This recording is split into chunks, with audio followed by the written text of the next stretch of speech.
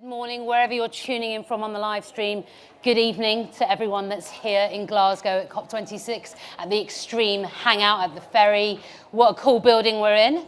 We've been here all day. It moves occasionally. When it does that, it's not you, it is the building. You are all fine, I hope. My name is Radha. I'm Director of Design and Facilitation at Think Beyond, a sport for social change consultancy.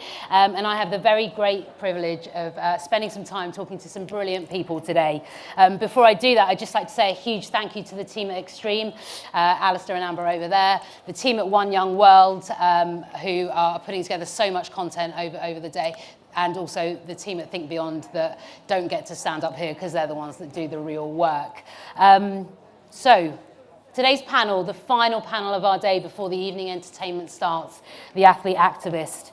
So from Tommy Smith and John Carlos to Colin Kaepernick, Megan Rapinoe, Serena Williams and Marcus Rashford. Athlete activism isn't new. It's always happened in different ways. And as professional sports has increased, we've seen more athlete activism. And over the last year or so, we've seen it even more, and it's become much more of a focal point. Social issues are being discussed, but one of the ones that has been discussed far less has been climate action, because it's hard. It's really difficult. And today, I'm privileged enough to be sitting with 5 people who are doing just that, the really tough stuff. So to set the context, we're going to show a little video. If you were here with us this morning, you would have seen in the first panel this video. So if you get to see it again, you will enjoy it again, you will be moved by it again. And if you get to see it for the first time, I'm sort of jealous, because the first time you see something, you get those goosebumps. It's pretty amazing. So if we could roll the VT, that would be great. Dear leaders of the world. Dear leaders of the world. Dear leaders of the world. This summer, at the Tokyo Olympic and Paralympic Games, we as athletes chased excellence in the face of challenges. To overcome obstacles. To lead the pack. To go faster, higher, stronger. Together. Under immense pressure and adversity, We delivered. Meeting goals that others believed impossible. Tokyo and the people of Japan delivered. When many thought it impossible. Each Games seeks to deliver a lasting legacy. But how do we pass on that legacy if there isn't a safe and healthy planet to experience it? Heat, humidity and extreme weather conditions mean many of our sports are already under threat. And sport is just one part of a much greater global picture. We did our utmost this summer. And we know that when we strive to achieve our best, others come with us. Now, it's your chance to deliver. This is the race we need to win. And the speed of the race is determined by each of the participants in it. At COP26, The Olympics of Climate Summits. we need you to lead us. To show real ambition and courage. working together to secure the future that we all depend on. Anything less won't win this race. Over the next fortnight, we will be looking to you and supporting you. To forge the ultimate legacy. A healthy, safe Earth for all.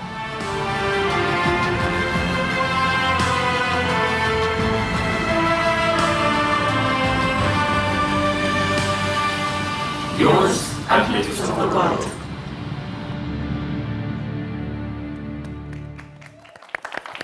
How are your goosebumps, hey? So let me introduce you to this illustrious panel. At the far end, we have Alexandra Rickham, GB Paralympic sailing double bronze medal winner. We have Joe Cook, a cricketer at Glamorgan and their sustainability champion. Next to me here, I have Lizzie Carr, a paddleboard pioneer and the founder of Planet Patrol. I'm going to come to the far end. We have Dr. Madeline Orr, founder of the Sport Ecology Group. And I'm coming to you last, Melissa.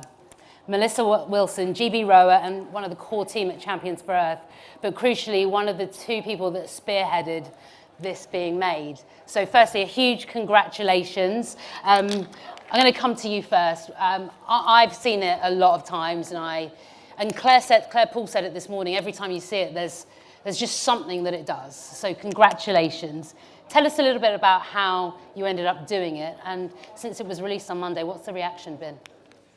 All right, well, thank you. I guess my backstory, as you say, was as a rower, and I was selected for the Tokyo Games in 2020, and then they were postponed, and I ended up getting injured and wasn't part of the Games. And around the point of the postponement, I became involved in Champions for Earth, and we ended up writing a letter to the UK government about encouraging a green recovery.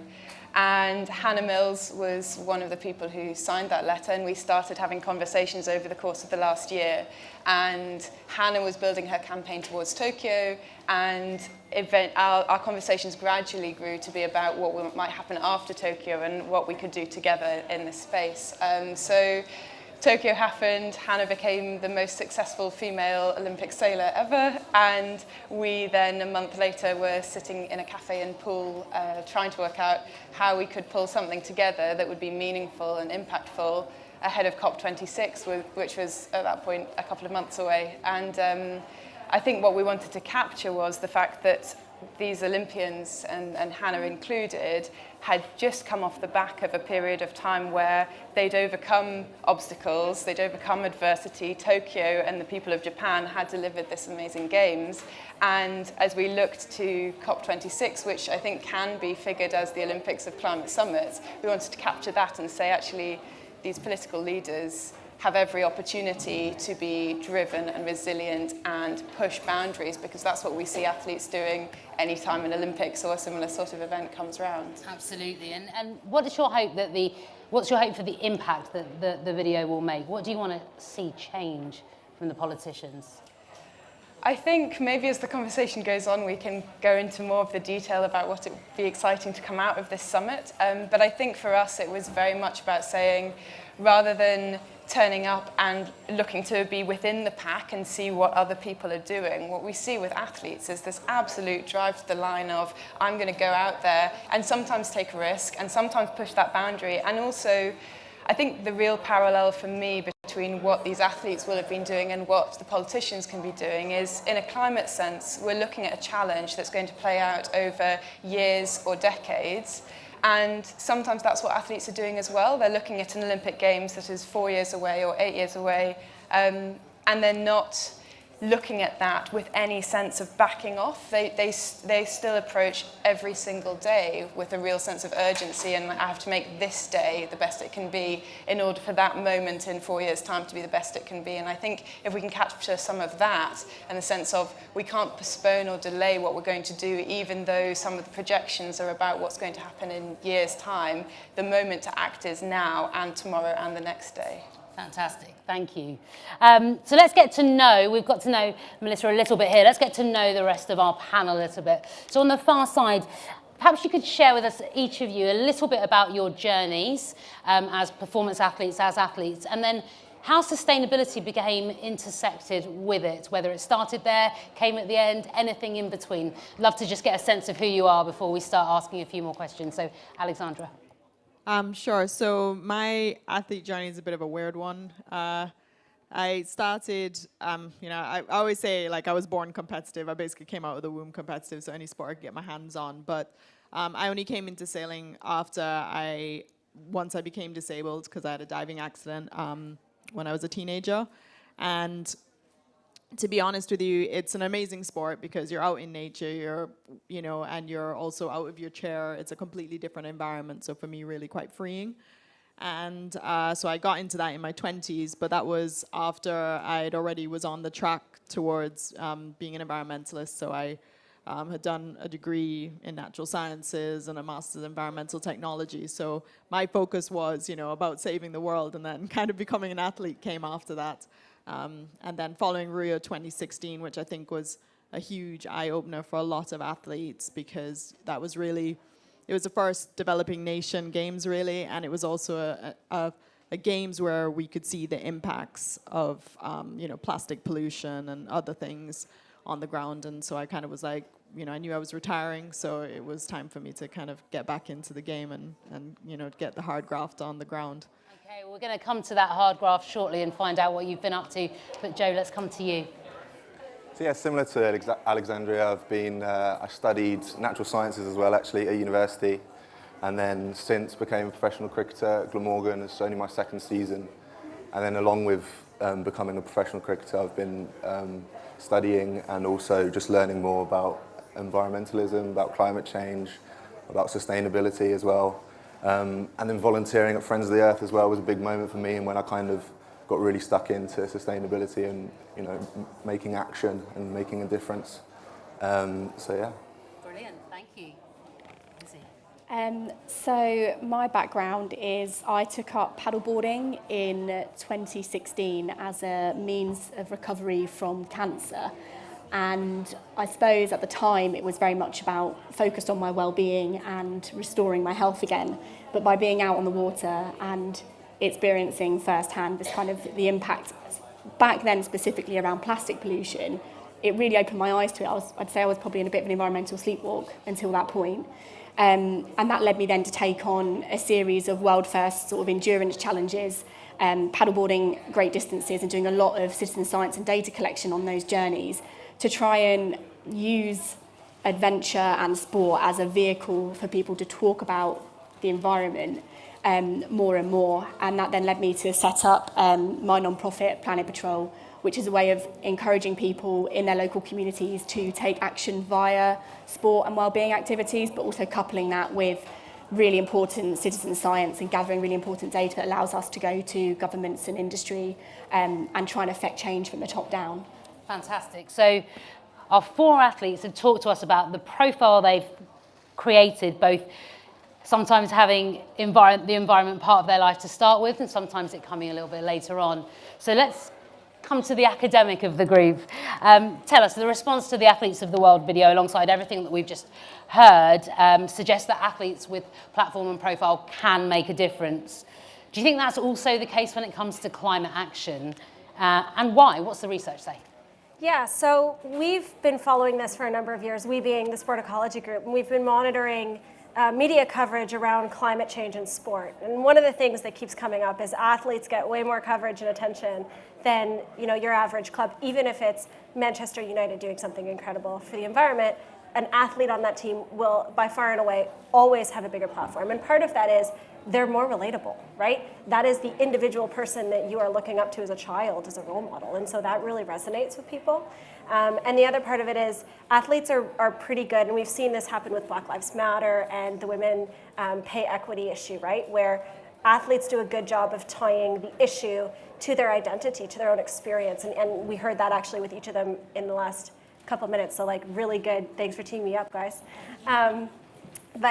But they do a good job of making that identity link, which is something that sometimes politicians struggle to do, people in the media struggle to do. Athletes are quite good at it, just intuitively linking, this is my experience, this is what I've seen outside, and this is why I care. And those 3 kind of key magic ingredients are quite credible, make athletes very credible on this issue.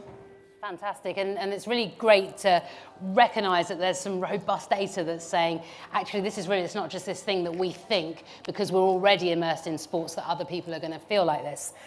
But there is a bit of an elephant in the room, an endangered elephant, no doubt, that you have travelled the world and you've seen the impact. But there's the rub, there's this, you come up against this risk of people questioning, well, how can you challenge and talk about this when you are travelling the world competing? It's not a view I subscribe to, just to be clear, but I would just love to hear your experiences of it and whether you've had to have any of your own conversations with yourself, perhaps your family around you, that have helped you navigate a conflict or potential conflict. I might come to you first, if I might. Sure. I did my footprint after the Rio 2016, just even the last year, and it was horrific. I went to Rio 4 times. But I think the reality is that we can either have a life and a world without sport and without entertainment, which I think will be a much lesser world, frankly.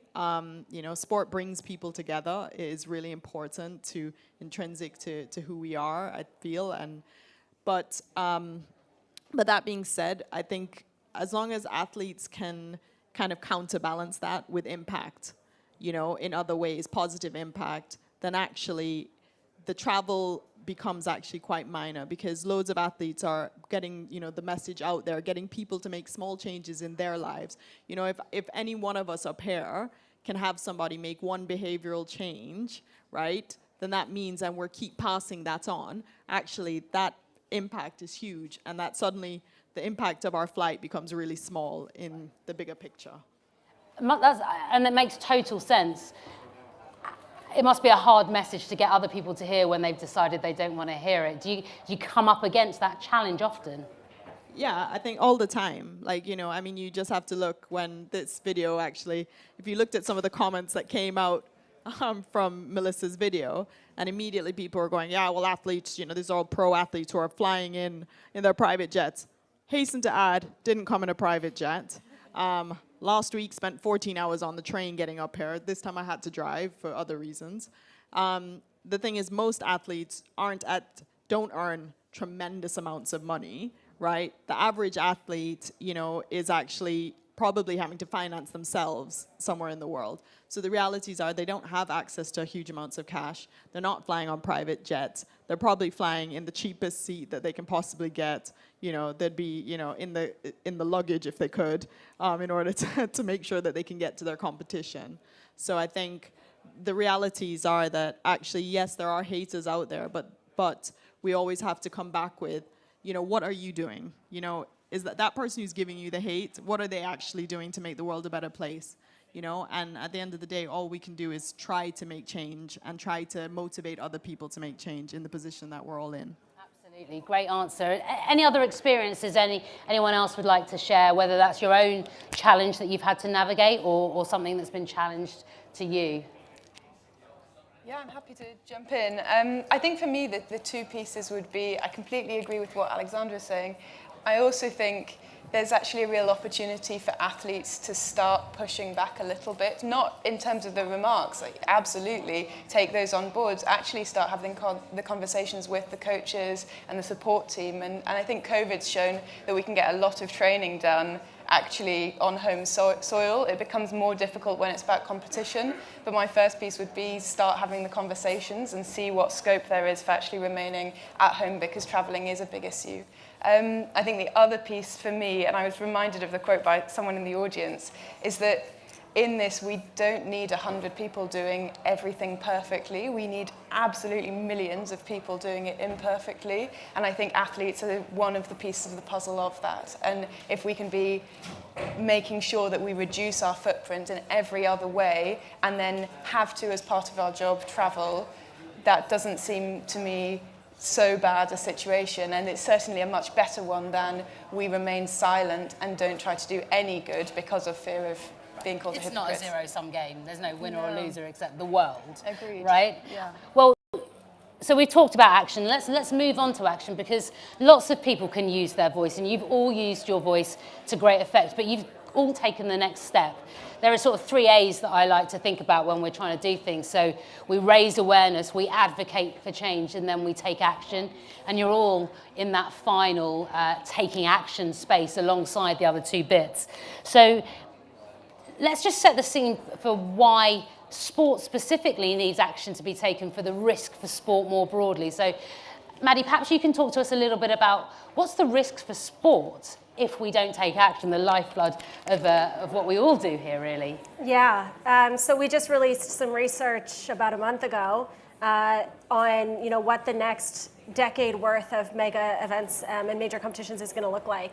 And we found that actually, aside from the Women's World Cup in Australia and New Zealand, which is being hosted, by the way, in their winter, so a bit of an anomaly there, every single one is facing issues with air quality, heat-related issues, which we saw in Tokyo, right? No less than 24 events were switched or changed because of heat issues. In the winter, we're facing down our first winter games that are probably entirely artificial snow, and that will be a trend that likely continues. So, there's not really any sport that escapes the impacts of climate change, and if it's not on the direct field of play, it's somebody's flight can't make it because of climate impacts somewhere else in the world, or some child isn't able to access this sport in the first place because of some impacts in their corner of the world. So, even for indoor sports, right? People will always raise their hand at me and say, well, basketball, they're not going to get hit. I promise you, there have been a lot of NBA games in the last couple of years where it's been a close call of whether the game was going to go ahead because a flight couldn't get off the ground, or they couldn't get from point A to point B, and that's, or wildfire smoke in the building.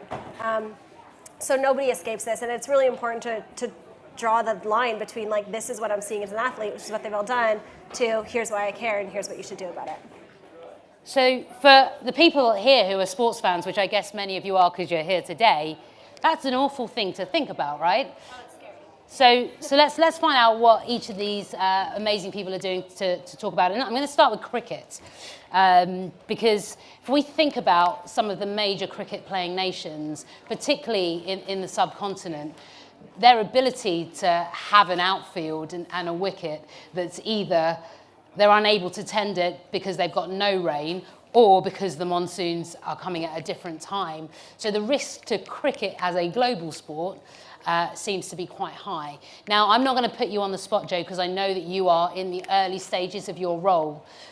But you've already shared with me a little bit about how do you start in a role like that with a cricket club, traditional old sport? Perhaps you can just share how you started taking action. Yeah, I think firstly, on that point, cricket is one of the sports that's going to be affected by it most because we're so at mercy to the weather, right? Like we had times this summer when we were hardly playing cricket. We were playing 2 out of 4 days and there's no way you can get a result in 2 days of 4. So that's why I think cricket can be a sport that can lead on this and really drive action because it needs to.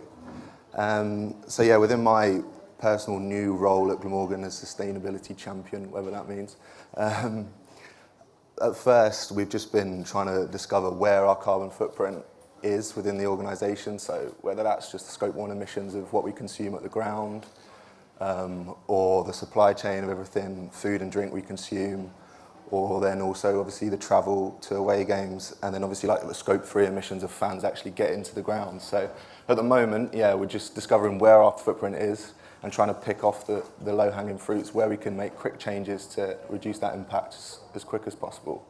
And then obviously as we go on, we'll try and come up with creative ways to, you know, discounted tickets if you walk or if you cycle, that those kind of things all come on as it goes on. But yeah, it's very exciting to actually be able to be a part of making a change, and hopefully, you know, Glamorgan can be the next Forest Green of cricket. But yeah, it's very exciting. Fantastic, what a great start.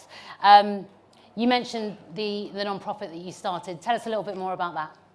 So Planet Patrol is an organisation that encourages people to participate in different activities, so paddleboarding primarily, and then things like yoga, HIIT fitness, parkour, but the heritage and the sort of the foundations of it all is definitely connected with water. And I think one of the big challenges that we've already seen, I know we've talked about what potentially could happen in future to big sporting events, but even on a very local, immediate level, we've already found that some fundraisers for Planet Patrol and the work that we're doing, taking part in paddleboarding competitions on the Thames in London, like a couple of years ago, had to be cancelled because water quality was so bad. Just this summer, we've had to cancel 3 or 4 of our organised paddleboarding clean-up sessions in different rivers around the country because, again, water quality has been so awful that it's been deemed as too dangerous for our community to go out and actually try and litter pick and participate positively in sort of taking environmental action. So that's a direct way that we've already seen that sort of the impact of climate change and what that means for our community. And one thing I suppose that I've learned on this journey is when Planet Patrol was first set up sort of 6 years ago, I was started campaigning. It was actually called Plastic Patrol, and that was because my experience had very much been around this sort of single material that I was seeing time and time again, like bottles on the water that would roll out of the one end of my board and pop up the other, or plastic bags getting caught on my fin, that kind of thing. But actually the data that we've been tracking over the last 5 years has shown this isn't really about plastic, this is about the single-use culture. This is so much bigger than a single, like demonising a single material. And for us, it's been about constantly having to relook at the work that we're doing and evolving that work and the language that we're using and the way that we're campaigning, because the problem keeps changing, the problem is shifting all the time. And how do you encourage people to be part of your journey with the NGO? So there's different ways that people can participate. They can get involved just by coming along to one of our cleanups. Like, they're completely free. The idea is that it's designed to be as accessible as possible for everybody, and it's always been completely free for people to participate. Or we have an app so people can download the app, and wherever they are at any time, they can just log and track litter. And then all of that information comes back to us and is analysed by partner scientists we work with at the University of Nottingham and the University of Glasgow, actually. And then we create impact reports that are shared with industry and with government, and how we can effectively try and solve this or various problems, environmental problems relating to litter, and most recently water quality. Like, how can we as citizens start gathering data and evidence around the water quality, particularly in the UK, because obviously that's where we are at the moment, to improve that over the next few years, because we're kind of at a really critical time with that as well, and it's really damaging to our freshwater environment, to our rivers, but it's not getting the spotlight as, say, things like plastic pollution is. And I think that narrative needs to, again, evolve, and we need to start having more conversations around that. Well, I'm glad that we've started that today, and I guess the beauty of the fact that we're sort of streaming this as well is that we can start to move these conversations into a range of platforms. So thank you for sharing that. Well, we've heard about two of your actions. So we've seen the VT, you told us about the letter to the Prime Minister. I happen to know that prior to the Tokyo Games, Olympic and Paralympic Games, you delivered some content to other athletes. And I see the collection of athletes there. You've taken action, but you've also inspired others to take action. Why do you think the collective action of athletes is going to make a difference? Well, I think part of what that taps into is the fact that a lot of us operate with some of the people in society who most regularly operate in teams. And I think often this works with climate change, whoever you are. If you can do something alongside others, it helps you to feel that it's not you alone who's kind of sticking your head above the parapet and having to make a single statement yourselves. But I also think what we're trying to do with athlete education, which is one of our big focuses at the moment, is you raised one of the elephants in the room, this piece about hypocrisy and how we position ourselves with that. But I think the other issue is, how do you speak about an issue that is complicated and that you're not confident that you know enough about? And I think a lot of athletes definitely feel that as well. So one of the things that we did early this year was partner with a great organisation called Aim High, and they specialise in public climate education. And we ended up delivering a 1-hour session to Team GB and Paralympics GB athletes before they went out to Tokyo. I think that's definitely something that we're looking to continue with the Winter Games on the horizon and the Commonwealth Games next year, and also groups of footballers and individual sports as well, because I think they're a key piece of information within this space that it's helpful for us all to know. And as for athletes, if we're going to ask them to be using their platform to discuss these issues, firstly, it benefits everybody if the people speaking actually know what they're talking about, but it also helps athletes themselves feel like, no, I'm okay being here, I can speak about these issues, I know what I'm talking about. Fantastic. So we've talked about the athletes in the sport, and you've mentioned the need for athletes to also speak to their coaches and the ecosystem within which they work about what needs to change there. And Joe, you've talked a bit about what you're doing with the sport and with your club, which brings me on to another sport of sailing and Sail GP and all of the work that you've done there. Now, whilst we had Fiona Morgan on the previous panel, not all of our audience were there. So perhaps you could share a little bit about Sail GP and the work that you've done there. Sure. So Sail GP is a global sailing league. It's kind of like F1 on water. So they're boats that are literally flying. They're flying on hydrofoils at 60 miles an hour. So like imagine standing on top of your car while it goes down a single lane carriageway. That's basically what these sailors do. So it's a bit mental, but it's like phenomenal. And the technology is amazing because actually the boats go at 3 times the speed of the wind, which makes no sense in your brain. But the reality is that actually, just based on physics, you're able to do that. And if you think about it, that level of efficiency, if we were to able to apply technology like that to our everyday lives and to operate at that level of efficiency, it would be phenomenal. And so that's one aspect of what sport can do, because actually we have all of these amazing brains who are coming up with phenomenal ways to be more efficient and to utilize our bodies more efficiently and to utilize our equipment more efficiently. So that's one aspect of it. But from a global moving league, it's a really interesting problem because we have all of the normal problems around transportation. So how do you pack a container really efficiently so that you have less containers traveling around the world. And last year we reduced our containers by 10% during the COVID period because we were like, right, get everything out of the containers and how can we put them in? There's still, we still are shipping around more air than we probably needed to have been, but that's reducing, as time goes by, even though the sport is growing. And then it's also working with partners, which is a really key part of that, so that you are able to, bring on board temporary power providers who are on the same trajectory as you, and so that they can actually provide generators or trial new technologies. So whether that's solar fields or whether that's hydrogen generators and that kind of thing.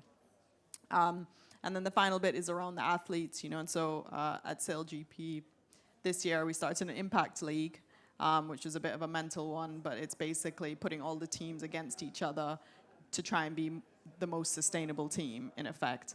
And so at each event, they have to compete across 10 different criteria to become, the most sustainable team. But by bringing in that competitive element, it's actually really cool. Sometimes it's kind of like, well, it shouldn't be about competition, but the other side is like, actually, that's what makes people do, work harder because they want to be the top of the podium. And so we found it really as quite a little, it's fun as well. And the good thing is that they're winning money for like NGOs that they're partnered up with. So actually, again, it's incentivized it, so those NGOs are also then supporting them to deliver their sustainability outcomes.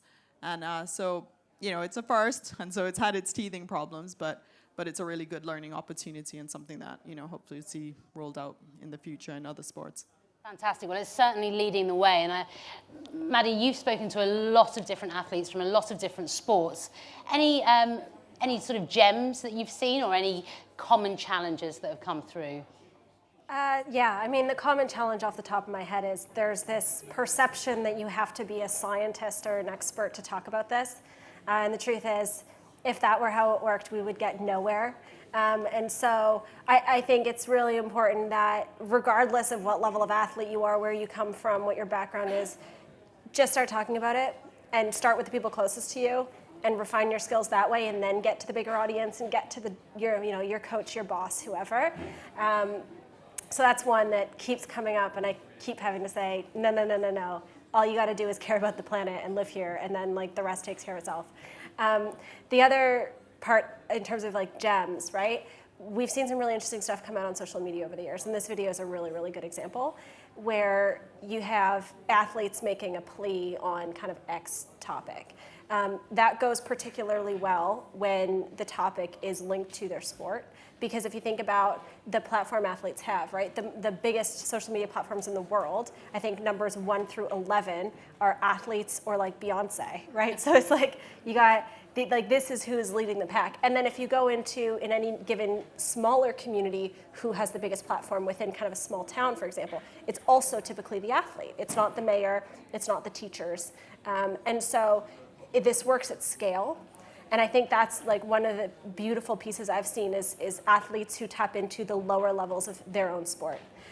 Because we know that, little kids look up to big kids ultimately. And so it doesn't necessarily have to be the case that they're hearing directly from these 4 here, which is amazing. And we should hear more from people like this all the time. But if they can have, the 17-year-old athlete talking to that 10-year-old athlete, that goes a long way. And then that 10-year-old is going to turn around and talk to their parents. And the interesting part there is the number one best persuader of parents is their child. They're perceived as non-political and trustworthy, which is really interesting. So the more we can get to kids, the faster we get to parents. And it could be actually, ironically, the fastest way we move forward. Which is completely relevant for where we are today, because this is the Extreme Hangout for young people, and for those young people who are going to influence the even younger ones, which sort of brings me on to the second elephant in the room, okay? So I've worked in sport for 20 years. I've played sport for almost 40 years. Don't judge my age. And I rarely see people that look like me. And the sports sector is like that. We've known that for a long time. And therefore, this feels like an opportunity for those that are in the sport for social change and sport for climate action space to do something differently. And clearly that is crucial. I heard a brilliant phrase, I think it was from Global Citizen, and they said, those that have the least in this world will be affected first and most by climate change, and those that have the most will be affected last and least. And that is stark.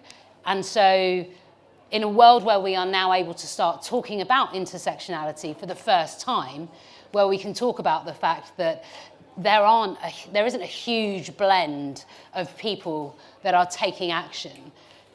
And we know that sport is run by a very similar group of people, but sport at the elite level, at athlete level, isn't played by the same people. And maybe that's the biggest opportunity. And I know, Alexandra, you talked about this a bit before, you know, the importance of having diverse voices.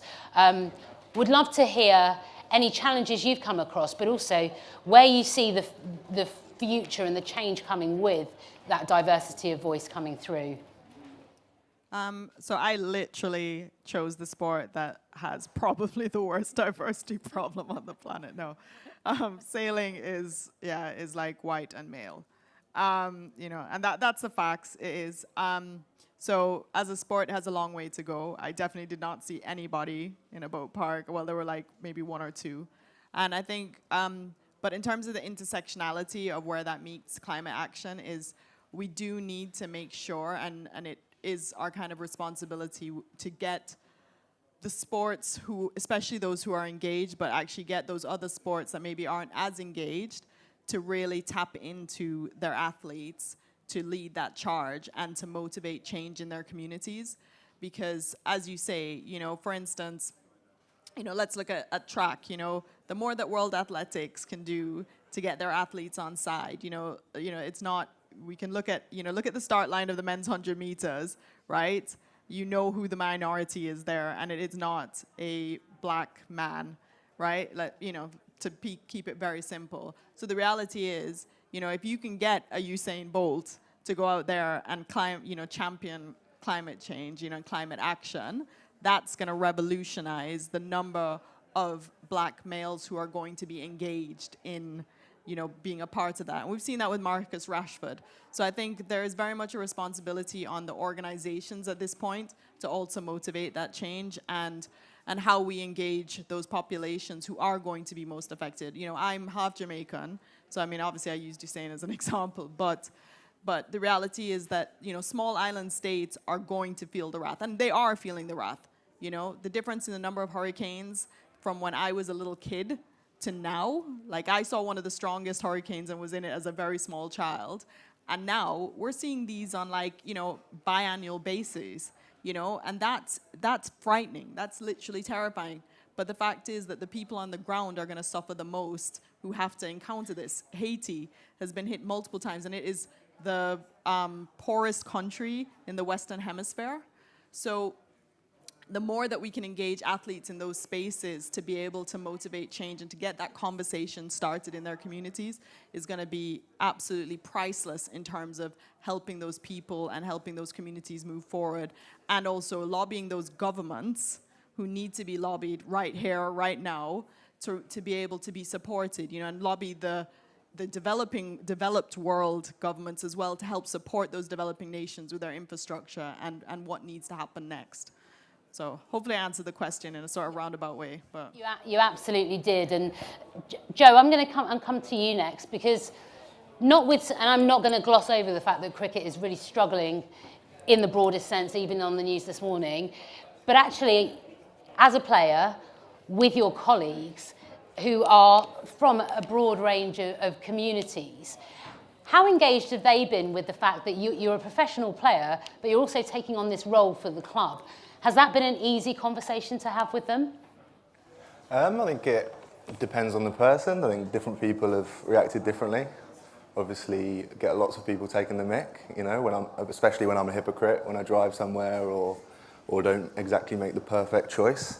But no, I think all in all, there's been great response from people at my club, particularly players. We actually have lots of Australian players at Glamorgan, and if you talk to them about it, they really can see the impacts back home of extreme heat, obviously wildfires a couple of years ago. So yeah, I think in terms of response to it so far, I think so many people they have the knowledge and have the experiences to talk about this, but it's just having almost the bravery to go out and talk about it. But yeah, Glamorgan so far I think is great, and everyone at the club. I actually did a questionnaire at the club recently just to get, as a start when I was a sustainability champion, just to get kind of a gauge of where everyone is. And everyone replied saying that we need to do something about our environmental footprint. So I think that just shows that it's getting out there, more and more people are getting engaged in it. Absolutely. And one of the things we heard in a previous panel is if you can't see these changes, they don't necessarily affect you if you don't experience the outdoors. And I guess in terms of at a grassroots level, seeing lots of people experience the outdoors, you must see that in all of the work that you do, Lizzie. Do you see a cross-section of the community in your work? Really interesting one. So we've surveyed this quite recently. I'd say historically, our core demographic has been white, middle-class, millennial females coming out and actively participating in our events. And that's not necessarily what Planet Patrol was designed to do. The reason it was free, the reason its events are organised in mostly disadvantaged communities is to make it as accessible as possible to as many people as possible. So that's, I think, a challenge now that we're trying to address is, okay, how do we actually convert people? We've got people that are interested in environmental issues, they're coming, they're getting involved, they're participating. We don't need to necessarily convert them. We need to speak to people that aren't aware of this problem, that aren't thinking about this every day, it's not front of mind. How do we get them thinking about this and involved and actively participating in the work that we're doing? So that's a lot of the work that we're trying to focus on now. Fantastic. Before I come over to this side, and believe me, I'm coming to both of you, just a little reminder that you all will have an opportunity to ask questions in a few minutes. So if you have them, keep them ready, and if you don't, start thinking about them. Maddie, what are you seeing in this space? Are you seeing a shift, a change, something different in the climate action versus the social impact space? Not that I think they're separate, but they are often seen as separate. Yeah, you know, it's one of my biggest gripes with the SDGs is that they didn't just put them all together and just be like, here you go, one big goal, make the world better. You know, it's hard because I have been following the sports space for a long time, and from an academic standpoint, actually studying like how many people are on stages like this and what do they look like and who actually shows up and then who follows and who watches. The interesting part is we've started to see a little more conscientious effort to merge the two. I just think it falls really short of where we could be, frankly. And so, you know, a year ago, and Alexandra was on it, I did a podcast series on, you know, the intersections of climate and environmental justice and social issues in sport and how these things come together across a range of sports. And one of the kind of overarching themes was we really only started to see intersections about 2 years ago. So as much as I'd like to say, and I am saying, we need to do a lot more. It's so nascent, it's so new. And I think, unfortunately, there's a huge learning curve that has to be, you know, we have to get through here. And part of that learning curve is going to be get people in the same room, right? Too often you get a sport organization where Joe might be the sustainability manager. The person responsibility for equity in that organization might be over in HR. And it's not necessarily the case that those people talk or know who each other is even, particularly in bigger organizations. So part of it is just we need to start having these open conversations. And the other part of it is there's going to be a time lag. So I'm hoping that we're starting to see things track in the right direction and ask us again in 2 or 3 years and everybody will have a better answer for you. But it's too new. Yeah. So. And that narrative is social justice is climate justice and climate justice is social justice is starting to come through. And clearly the intentionality of the range of athletes you had on there was really, really lovely to see. And perhaps you can share a little bit about your work with eco-athletes in the wider space there as well. Yeah, with Champions Fair. Champions, sorry. That's absolutely fine. Yes, I think the diversity there really fell into our lap because I think one of the things that sport quite uniquely does is tap into countries right across the world and bring them together. So that wasn't something that we had to think very hard about. I think for me, if we were having this conversation a year ago, when we were in lockdown, the person I was in lockdown with was heavily involved in social justice, and I was sitting there heavily involved in environmental work, and I definitely thought this is such a huge issue. Both of these are such huge issues, they affect the entire world, and the best thing we can be doing is blinker ourselves in a silo about doing our one thing best. I think that's maybe quite a classic athlete approach to something. I'm going to set my sights on one goal and pursue it with totality. And it was only actually the last couple of months I was reading Ed Miliband's book, Go Big, and in his opening chapters he talks about how the environment and inequality are totally inextricably linked. We cannot break them apart, because when we look at the environment and all the progress we have to make, that's something that we need everybody in a team to do. We need to bring everybody with us. And if we blinker ourselves and narrow our vision, especially in the global north, and say, right, it's just us alone, we're going to get to this finish line, totally ignores the point that actually how do we even start to bring everybody with us if we're ignoring that part, that intersectionality, as you say. So. Absolutely. Thank you for that honesty, by the way, and saying that. I appreciate that, and I think that's how we all move forward. So my last question, super quick answer from everyone before I turn it over to the audience. We've called COP26 the Olympics of the environment. What is a gold medal performance for COP26? That's my question to you guys. I'm actually not going to force you to answer it now. I'm going to ask you to hold that question in your mind while I turn over to the audience and give you a little bit of thinking time, okay? So we have some mics in the audience as needed. Does anyone have any questions for our athletes, as a group or individually? You're not going to buy them any thinking time otherwise. There we go. We've got 2 questions here. Great. Lady in the green scarf first, if that's all right. Hi, yes, thank you for all the work that you're incredibly already doing. On the last panel, we had somebody who was involved in an organization. They said they were an observer of the negotiations and how incredibly dull they were, and actually how we need to make what everybody's doing is more fun. So how do you think you can all make what you're doing more fun? You're already doing a lot, but to reach those wider audiences you talk about, how do we make this more fun? Great question. Joe, let's come to you. You look like you're fun, Joe. So I think actually the point that Alexandra made earlier about competition is something that I think loads of organisations are doing, and something, you know, I'm going to try and do at Glamorgan, because try and tap into that Welsh, you know, nationality, let's be the most sustainable club kind of thing. I think that's definitely a big way you can make things more fun and get more people involved, because, you know, the people you're talking to, the sports fans, are the ones that love that competition. So yeah, I think that's a big way I think that can be done. Lizzie? I like to think that what we already do is fun. Maybe not. I think people generally will come on a clean-up or don't come on a clean-up and will think, oh, paddleboarding and litter picking generally not much fun. But it's a bit, I liken it to picking scabs, like it's kind of disgusting but really therapeutic, and people do really enjoy it, and the feedback that we get afterwards is very much that it is fun, but you're also learning and you're being educated at the same time, and you're seeing firsthand the scale of a problem that you have actively participated in, maybe usually unintentionally. So I think the element of fun is actually really important, and it's really important to the work that we do to make people feel that they can enjoy being in the environmental movement and part of that discussion. Excellent. Alexandra? Hello. Hello? Oh, hello. I think our communication just needs to get better. The language that we use is so boring. Like, you know, let's just make it fun. You know, let's throw in some you know, new fun words. Also, we need to stop changing the language so much. You know, it's like overwhelming. 1 minute you're a small island developing state, next minute you're a big ocean state, or you're this, or like I'm confused half the time about what all the acronyms mean. So like, how is anybody supposed to understand who's not interested in this? So I think the language that we use, make that more fun, make it more accessible, and the education piece will come more naturally. You know, people need to understand actually what's going on in the room and really how the issues are, you know, what are the key issues more, you know, more easily than they are right now. You know, right now it's very muddy. Yeah. Thank you.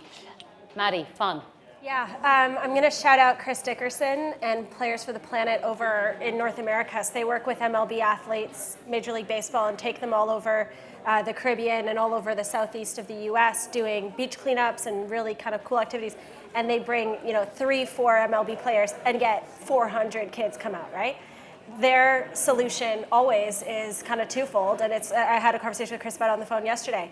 We need more DJs at these things. Like, it's so simple, but like, put on a good beat and all of a sudden it's fun. It's kind of like cleaning your house. Like, if you have good music, it's more fun.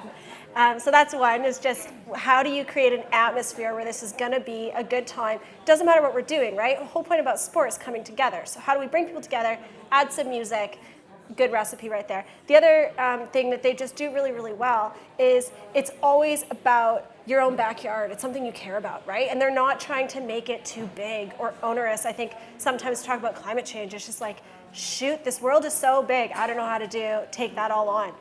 The answer is don't, like don't. We can divvy this up and take care of our own backyards, and we go pretty far with that. Particularly here, you know, being in Great Britain, and I'm from Canada, like richer countries have a huge potential to go beyond their fair share at this point is what we need to do. So take care of your own backyard, get it right in your own backyard, do it with other people, add a DJ.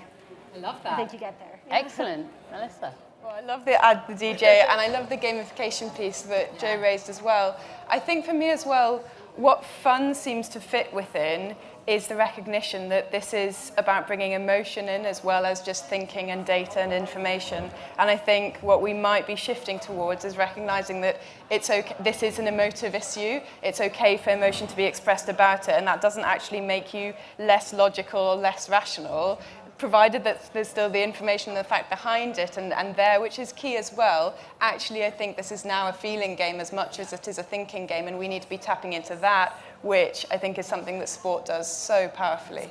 And that came up in the last panel, actually, and certainly if I think about key moments in my life where I have been so moved, sport has been 90% of them, and that might tell you a bit about my life, but that's also true.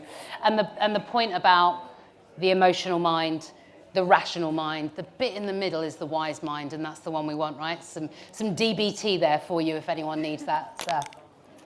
Hi, thank you everyone for this great panel. I noticed that a lot of the commonalities that we've heard from each of the members here is really working with young people and trying to get others organized and working in the climate movement as well, and working in climate change as well, and kind of going down to the grassroots level. But I was wondering if anyone could speak to any experiences you've had, good or potentially bad, with more of the corporate sphere and more of the organizational decision makers that you might come across. So either in cases where they were very happy to acquiesce to certain questions and certain demands and wanted to make change, but also potentially cases where they were more reticent, more reluctant to actually make some of the changes. So speaking to some of the experiences you've had or that you'd like to have, speaking to some of these decision makers who are responsible for organizations who do really have a strong impact on carbon emissions throughout the world. Great question, and as someone that had to engage and liaise with the IOC to get that video made, love to come to you first, if I may. Yeah, absolutely. I have nothing but positive words to say about how the IOC supported us over the last couple of months, and I think that as well. Before that point, I was working a bit with Team GB, the BOA, and before that with the GB Olympians Association. And I think a message I would have to athletes out there is that all three of those organizations were right behind what I was trying to do, and they were very keen that it wasn't seen. I think chatting in the crew room and in the changing room, things like that, sometimes athletes feel that if they start speaking about these issues, if not the public saying you're a hypocrite, they're going to get a feedback from their coaches that, is this you distracting your attention away from the goal? Are you shifting your vision and not focusing enough on what you need to do, which is deliver a performance? But actually these large-scale organizations that we've been trying to work with are right there saying, yeah, this is exactly what we want people to be doing. And maybe I'm really interested to hear from the other panelists about what how they've experienced that, because I'm aware this is one piece of the pie, but so far so good. Absolutely. So Alexandra, working at SailGP, F1 on water, there's got to be corporate partners all over the space. How's that been? It's interesting. I think we all know that one of the big elephants in the room in sport is around sponsorship. Where do you get your money from? Who are you happy to accept money from? And there are lots. That's like another hole we could go down. But I think the realities are that, some companies are happy to more so than others. Some companies are more scared about what they're opening themselves up to, especially in the same way that athletes are scared about talking about something that they don't necessarily feel they know enough about. companies are also, if they're at the beginning of their journey, they're scared about taking that first step. For the most part, all of them are having to wake up. They don't have any choice. You know, we've seen it today with the financial institutions and what they're having to commit to. So I think we're seeing a shift, but it's not all, you know, plain sailing, for lack of a better set of words.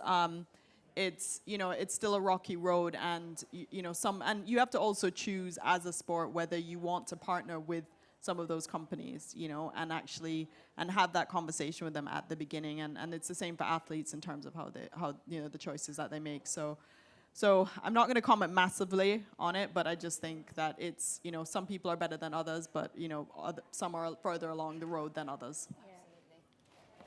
I'd say my experience, I think that's a really good question, and I've seen a real transition over the last few years. So every year we produce a report at Planet Patrol with all the biggest polluters and break that down, and we approach them with our data and with our insights. And the response we've had this year or last year versus years before has been phenomenally different, because I think we've seen a lot of brands and these corporations now realise that they have to have these conversations with campaigners, with activists, with these kind of groups. They can't just shut the door and ignore it anymore. And then I think there's more of an understanding now that friction and the awkward discussions is actually a really positive thing. It's a sign of progress. It's a sign of moving forward. And they recognise that, whereas before that kind of the friction is seen as a real negative. So I think more of those kind of conversations are really important, and that shift from, I don't want to say aggressive, but more uncomfortable conversations is a really good thing. Absolutely. Joe, in the machinery of a professional cricket club, how are you getting on? Yeah, so firstly, I think within all of the environmental movement, we have to be really careful with focusing too much on individual action, because I think that happens far too much, and, you know, everyone can change whatever they want, and it's not actually going to make the change that we need from the leaders and from the higher powers. So firstly, that point, but then also I think within cricket's getting there. The ECB have recently appointed head of sustainability themselves, so that's great to hear. The ICC, which is the global cricket, are not quite there as much as well. I haven't heard anything that they've been doing. But yeah, I think cricket's getting there as well, and it's great to see. And I think that point around, it is lazy when you just get challenged on your individual actions versus, and it's the point we made earlier, the hypocrisy argument is a lazy argument when actually the bigger picture is that we're doing things, and that a little bit about some of that policy change we are after. Maddie, from the sort of bigger picture that you've seen, any difficult, uncomfortable or open conversations? I think as an academic, I approach these things with like, just here's the data, here's what the numbers tell us, here's what the research tells us. So I work in facts, and I try not to get emotions involved, and then they always end up on like front and center on the table, right? I think what's funny is if you look back, which I think is actually a good thing to your point earlier, I think if you look back, we had 5-6 decades of athletes putting themselves on the line, sticking their necks out, doing the work. And on everything from women's role to racism issues to everything. They got a lot of hell for that, right? Billie Jean King paid a high price. Kareem Abdul-Jabbar is still paying for it. Colin Kaepernick, the proof is in the pudding. Athletes have put their neck on the lines over and over. Organizations in 2020 decided to start. And I think that was the big kind of shift. We've had a few organizations like the IOC that got involved a couple years earlier than that, so they're a little bit further along. But overall, it's just starting. And so I think that there's a little more flexibility around we're willing to be uncomfortable, to Lizzie's point, which is amazing.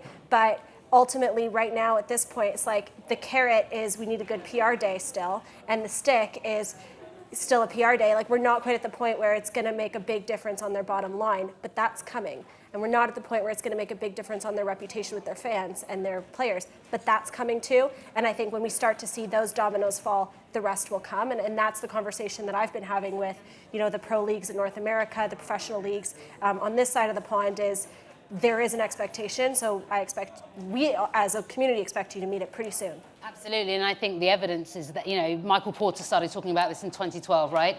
The idea of shared value, where social impact is a business necessity. It's not philanthropy, which is nice and generous. It's not CSR, which is obligation. We come into business necessity. This is how we do business in the world. And it's great to see that organisations are starting to come along. We'll take one more question, and then I'm going to ask the gold medal question, so just so you know, please. Hey. It's been so great to hear about the power of athletes to bring about this kind of change. But I was wondering if I could ask a bit about the power of the sports fans. What would your advice be to us, the supporters on the sideline? How can we help you as fans to achieve the goals that we all so desperately want to achieve? Anyone want to take that one? What about people on the towpath? What do you want them to do? I love that question. And I think what's really exciting is that there are organisations already. If we just look at the UK, there are organisations like Planet Super League and Pledge Ball and things like that that are trying to engage directly with fans. And a lot of that at the moment looks very much like this gamification piece. How can fans grow together? Because really, when we look at athletes and elite athletes and those people on the film or whoever, they are these single individuals. And yes, we're trying to join them into a team, but really the bigger team is the millions of people who watch, the 3.6 billion people who watch the Rio Olympics or the 3.5 billion followers of football. It's that team that needs to come together. So the more that individuals, I think, as fans, can be joining those dots amongst themselves and bringing themselves together, it's exciting that there are already those organisations doing that, but that can also be instigated by anybody within that fan base. And presumably if someone just put Planet Patrol into the App Store or the Google Play Store, they could get your app and get out there and actually put some of that data in as they take their dog for the walk or do whatever they do there. Perfect. I'm going to do that when I take my dog for a walk tomorrow, which I'm excited about, by the way. Joe, Glamorgan fans. Yeah, I think it'd just be great to see fans getting involved, being interested. It's something we've talked about a lot with cricket because how long a day is at the cricket is such a great opportunity to educate as well as talk to people and get fans involved. But I think, yeah, just support the journey, get involved as much as possible, do as much as you can. That's all I can really say. Thank you. So, can I say one thing? Of course. Sorry, I just think it's really important also for the fans to demand what they want, because that's the other thing is I think it helps, like if you have 3.5 billion, football fans pushing back and saying, no, we don't want, our shirts to be changed every single season or whatever, then actually that's going to lower the footprint of, within the fashion industry and in terms of textiles, etc. So I think it goes both ways. It's, I think the messaging that the clubs are putting out is one thing, but we also need the fans to say, we are demanding this of our sports teams, and we want you to represent what's important to us and, and what's important to our communities. So, yeah. I think we saw evidence of how that worked with the European Super League, right? Didn't happen, and that was because of the fans, so absolutely. Very, very, very quick, rapid-fire answers. What's a gold medal performance for COP26? Greater restrictions. The fact is that we need to hit proper, we need to up our levels. We can't stay on the track that we're on. We're not going to hit 1.5. That's very clear right now, so we have to literally accept, and we need to spend more money and engage more people fast. I think not only that, but also answering the question, how exactly we're going to do that. I think that's what the political leaders need to do, need to find out, we're going to need to do this to actually get there. Perfect. I'd like to see more attention on ocean conservation and plastic as part of discussions. Okay, excellent. Broadening discussions. I think carbon, being transparent about how we're measuring carbon between countries, it links into the social justice piece, but also if we relate it to sports, we had the introduction of doping guidelines and WADA and things like that. We need to make sure that everyone's on a level playing field, and offsetting feeds into that as well, and that whole picture I think is key. I love the systemic changes you guys are talking about. This is fantastic, please. I think we need to see different voices at the table than the ones who are currently there. I'm just going to say, 74% of talking time is going to white men this week. Like, that's a problem, and I think if you fix that, you start to see some other dominoes fall as well. Absolutely. What a great way to round out this beautifully diverse panel who shared such a great set of messages with us. So, Maddie, Dr. Orr, Fantastic, thank you. Melissa, congratulations once again. Thank you so much for the work you're doing and everything you've shared. Thank you for giving me an action to do and for the work that you've done, and I'm really glad that you were able to use your recovery in such a positive way. What a really generous thing to do. So thank you. Joe, good luck in the new role. I can feel your passion for this, and I have no doubt you'll be a success and really have the opportunity to make cricket stand out for something really, really good. And Alexandra, thank you so much for sharing such a breadth of views and opinions, but also for making Sale GP such an awesome, authentic, credible, scratch below the surface proposition, because I also see the humility that says we haven't got this perfect, but we're doing as good as we can. And I think that maybe that's how we all move this conversation forward. So please give our panel a huge, huge round of applause. So that brings us to the end of the content that Think Beyond has pulled together throughout the course of the day. Thank you to One Young World and Extreme Hangout for giving us the opportunity to put sport front and centre. I get the privilege of doing that every single day in my daily life, and if you'd like to find out a little bit more about what we do, just hit up at We Think Beyond, and we'd love to hear from you. Thank you for joining us today, and thank you everyone for the work that you're doing. You wouldn't be here if you weren't interested. So next time, please just bring someone who isn't interested, and we'll get them converted with incredible speakers like this. So thank you again. There's more content coming this evening. There's going to be a beat. There's going to be some music. So if you want to stay and have some fun, here is the place to be tonight. So thank you, and thanks for joining us today. Thanks.